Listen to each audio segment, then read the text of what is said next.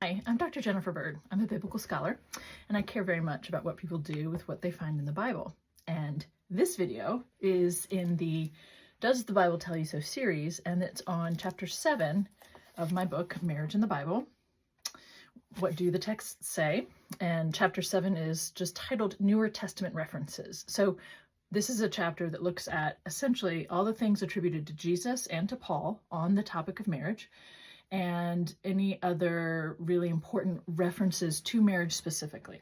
So in the Newer Testament that haven't been touched on in previous chapters.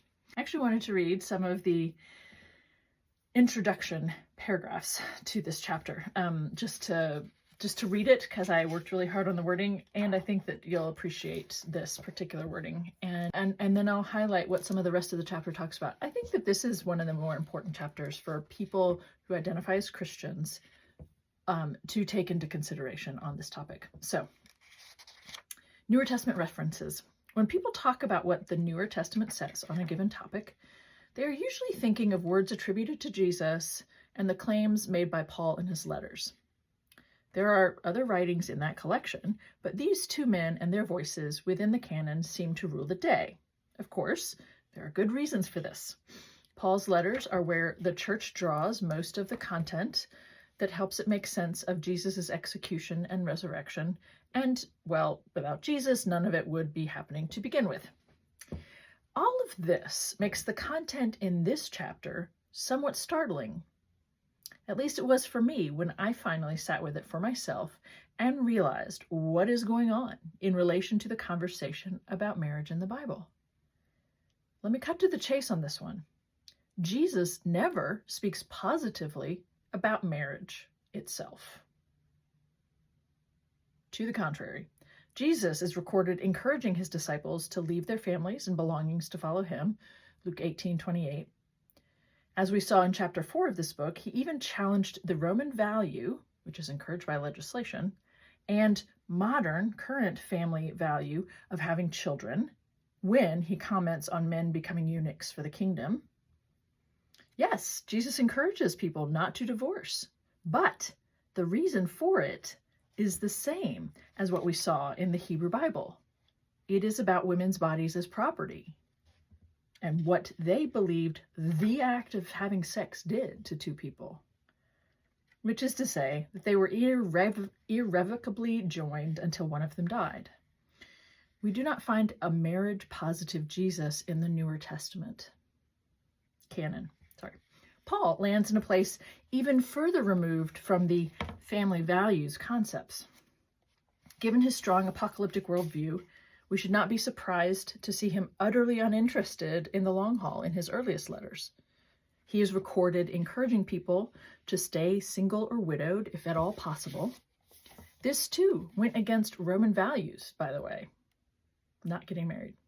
He encouraged married couples to abstain from sexual intimacy, and his general abhorrence for passions overflows in several key places, most entertainingly in his comment, so often misinterpreted in conservative circles, quote, "If you are not practicing self-control, then go ahead and marry. It is better to marry than to be aflame with passion," end quote, paraphrased from 1 Corinthians 7:9. Why my college friends and I did not see that he was telling us that marriage would help us squelch passion does make me chuckle today. His poetic lines about love found in 1 Corinthians 13 were not directed toward a couple on their wedding day, as it often is today, but to the members of the churches. While love may be central for many couples' marriages today, which I affirm, it was not on the radar as being such for Paul. Finally, the reality that neither Jesus nor Paul is depicted as married is yet another stumbling block in this whole conversation. I do not mean simply that it is odd for Christians to take advice about sex or marriage from two men depicted as not being involved with either, parenthetically or adamantly insisting that this was the case, but also, does their example as single men not undermine the insistence that the married life is essential for a life well lived, or that it is to be encouraged above all other options within Christian communities? As biblical scholar Marianne Tolbert has so succinctly said, Quote, "It seems that we need to be reminded that the Newer Testament does not by any stretch of interpretation promote marriage, heterosexual or not, as the bedrock of Christian community." End quote. So I think those are really important things to keep in mind when you're talking about marriage in the Bible. And I just recently saw a pastor's attempt to try to talk a little bit more openly about what the New Testament says, or what Jesus says on marriage, or what we believe is ethical about marriage. But so many of those ethics or beliefs about marriage, beliefs about what Jesus says, those actually aren't really what Jesus is recorded having said about marriage, because he doesn't ever address marriage in a positive way. He attends a wedding. That's not the same thing as endorsing marriage as a good thing. So there's all those pieces to the conversation. There's also the issue of when someone confronts Jesus about the levirate marriage scenario that we talk about, that one man takes a woman and he dies before giving her children, so then all of his brothers then subsequently marry her, Mary in the Newer Testament. To whom does she belong in the resurrection? And Jesus turns and basically says, you guys don't get the whole point of the resurrection, right? No, people are neither married nor given in marriage in the heaven. He doesn't say, hey, we should do away with that practice, by the way. He addresses the issue, the theological issue about resurrection. Nobody is addressing the fact that this is utterly unfair to the woman involved. Nobody is talking about that side of things. Apparently, Jesus was okay with levirate marriage. Doesn't it imply that? And there's another place in one or two of the Gospels where Jesus actually says that being married is a hindrance to getting into heaven. Like, that is the opposite of positive about marriage, isn't it? Especially for people who claim to focus on marriage on getting into heaven as the ultimate goal here, right? So Jesus doesn't anywhere come out and have really great advice for how to live a long, happy life as you're married, because that wasn't on their radar at the time. It's something expecting him to do that is actually unfair. It's not a part of the way they talked about things or wrote about things, right? But let's be really honest that Jesus says a lot of things about marriage that don't actually work for us today. Especially, the gauntlet about making yourself a eunuch for the kingdom and leaving your family, leaving your people behind to follow Jesus. Like that's not very marriage positive, right? And then we can get into the genuine letters of Paul, what he said in 1 Corinthians 7. There's it's a bit fraught because he does talk about, the question is whether or not it's better for a man not to touch a woman. But in the context, we know that they're talking about couples who are already married. Is it better for us to abstain, even though we're married?